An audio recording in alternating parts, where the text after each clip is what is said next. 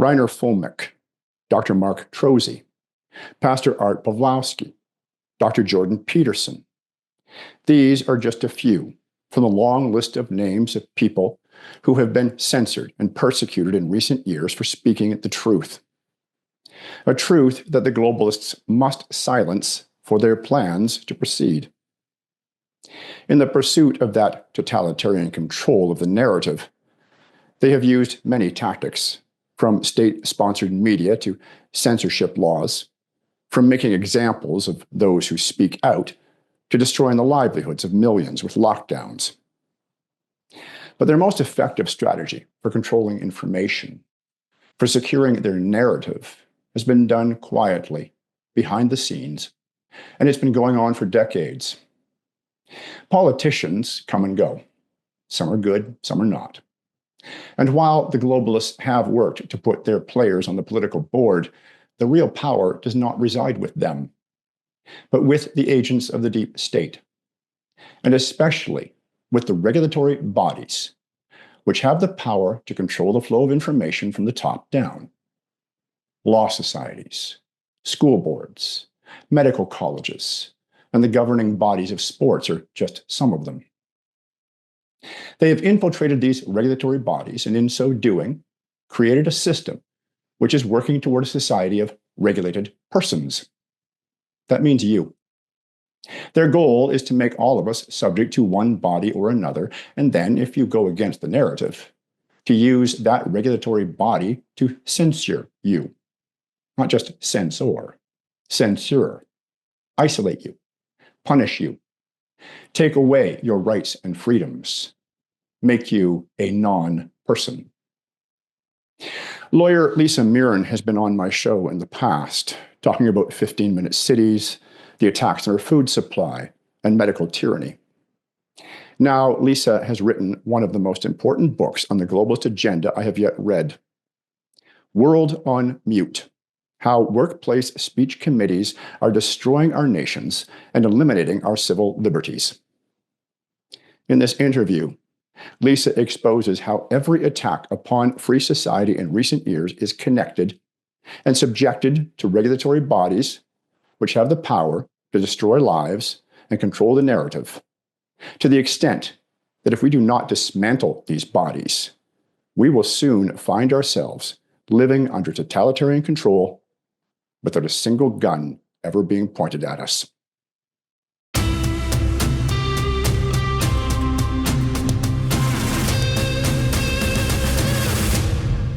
Lisa, welcome back to the show. Such a pleasure to see you again, Will, and to see your viewers. Thank you for having me. And you've been very busy since our last interview. You've written quite a book, World on Mute. And there's so many important concepts in this book that I want to talk to you about today. Yeah. But I want to start with the writing of the book itself, because you have cited in the book dozens of examples of people who have been subjected to censorship and persecution. And, many of my viewers are aware of some of these people, like Rainer Fulmick, Mark Troese, Jordan Peterson, but there's a lot more. But because I've been reporting this for a long time, and you as a lawyer, you've been watching a lot of this happening and even, representing some of these people. Yeah. The question I have to ask is, how hard was it to filter the list down? Because there's so many examples. Well, so there's a lot of really important voices across the planet. And I wanted to take a cross-section of people of different professions and different occupations. And because I have a thesis, within the book that we are all linked and that this is a linked system. And so while we have different occupations, different countries, different professions, they all have the same speech exactitude. And they all have the new speech committees. And I thought to myself, what are the probabilities? What is the probability of that being a coincidence? And I started to really formulate my thesis system. So I really wanted to pull together examples from around the planet. And there's so many people that are silenced through this system. And they just gave up their license. They gave up their right to earn a living. So beyond even the ones that we know I think there's many, many more that are out there. It was definitely hard to do. Yes. It was hard to do. As you say, you've got this thesis that it's all linked.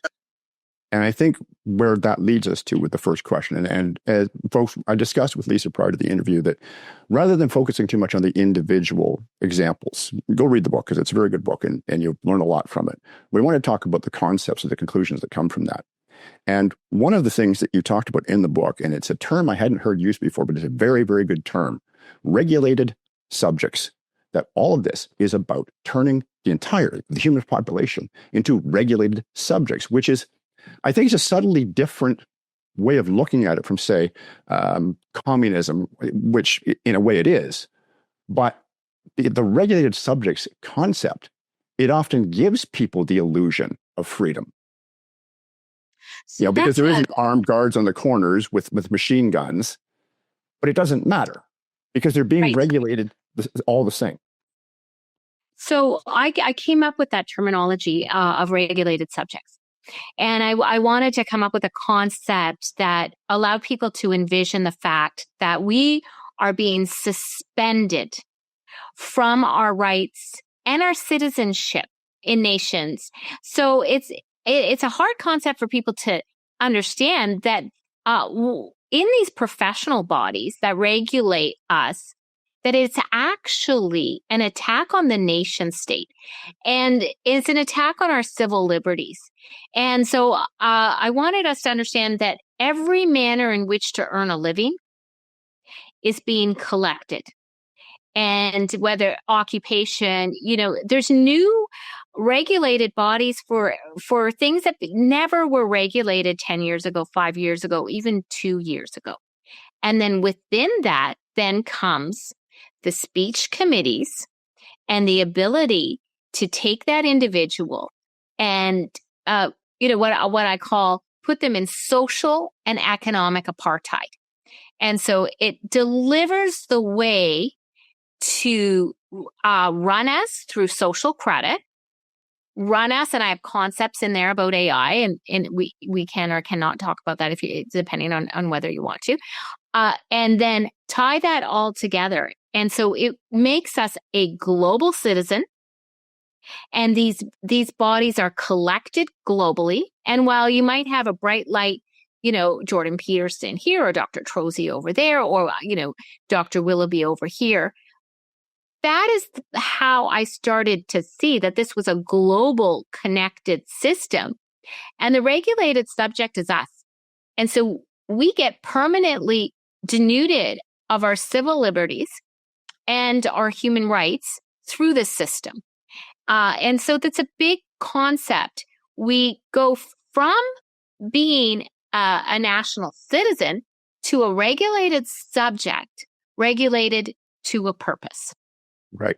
And you made a really good comment there where you talked about how the globalist forces behind this are collecting all the various ways of making a living. And if you look at this regulated subject concept, the proof is right there, because where were they most regulated? In the public sector, government jobs. And then from there, it went to corporations. And then the last ones were those who were self-employed. And they still had a fair bit of freedom, except, of course, they're trying to bring along censorship laws to take care of that. So yes, you're absolutely showing this regulated subjects concept where what they want to do is to leave people with this illusion that they're free. Oh, but you're not, because everything is being regulated. And that brings me to something else you talked about that really turned on another light for me. We've all been concerned about social credit scores, CBDCs, digital IDs, social credit scores. And yet, in a way, the social credit score is already there. And it's a perversion of what has, in a way, in the past, kept our societies running. When, let's say 20 years ago, somebody started talking about intergenerational sex, which of course is their word for pedophilia, that person would have been censored by society, because the society would recognize what you're talking about is extremely damaging to our society. But what they've done now is they've turned that around. And under DI and SOGI and the trans agenda and all of that, they said, well, these people are being marginalized, and criticizing them is detrimental. And if you do that, it's not just that the regulatory bodies are going to come after you. A lot of society is going to censor you for saying those things. And so really, there's a social credit system in place already. What I found, okay, so there's lots of big concepts here. So the social credit system has to do with the type of speech that is being regulated. So there's a lot of really offensive things that can go on the internet, on social media, and in personal interactions. However, when you look at what speech is actually censored, then you understand, and I push forth the concept in the book, that the speech that is censored hides, in effect, a pillar of the globalist state.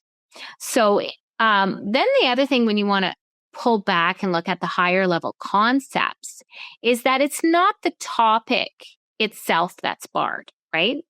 So I go through and I look, the book has 4 domains, which is medical, medical freedom in our community, or the freedom community is very well aware of the medical freedom fight, but perhaps not in the way that I couch it. 2, legal, political, and, legislative MPs, even Lisa Robinson's counselors, then the gender and woke ideology. And finally, I conclude with the emergency powers. And this book touches all 4. And if you looked at medical, it's not so much that you can't talk about vaccines, or you can't talk about big disease, as I call it. I call it big disease, or even in climate, the CO2 agenda. I only mentioned that briefly because that's the topic of my next book. But it's the side of the topic. So you can talk all day long and not be censored on that topic, but it's the position that you take, right? And so that's a concept that you have to really understand throughout all this. It is pro-nation state conversations. So pro-nation state lawyers, pro-nation state politicians. That cued me off was looking at the Jordan Peterson case, and the idea that one of his censored tweets was retweeting Pierre Poilievre's tweet. And I thought to myself, what should be more protected than your political speech? So if you have a pro-globalist position, then you can have political speech.